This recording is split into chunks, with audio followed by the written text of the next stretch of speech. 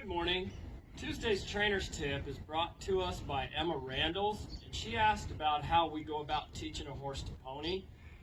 It's a good question. It's really important that your horse learns how to come to pressure. When he feels the pressure on him, he should move forward instead of pulling back.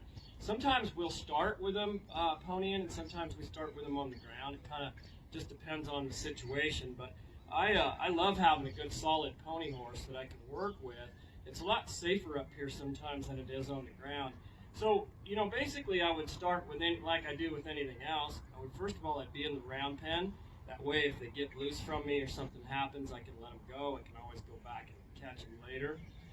But what I would start off doing is asking for a little bit of movement out of this horse, and as he moves forward, I'll give him a little bit of a break, just like if I was teaching him how to lead from the ground.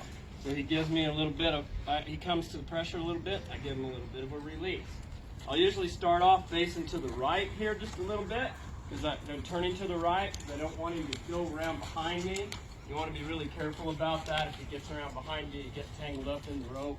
So start off with your rope fairly short. You can take a dolly if you feel comfortable doing that.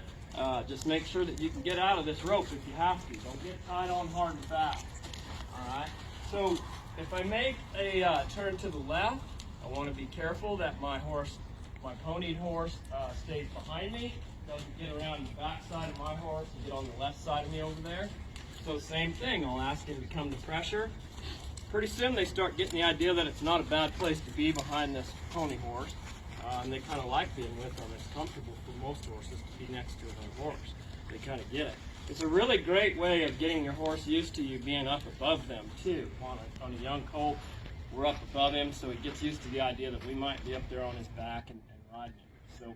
So that's Tuesday's trainer's tip. If you have any other questions this week, just shout them out and we'll try and get to your question when we can. Thank you and have a great week.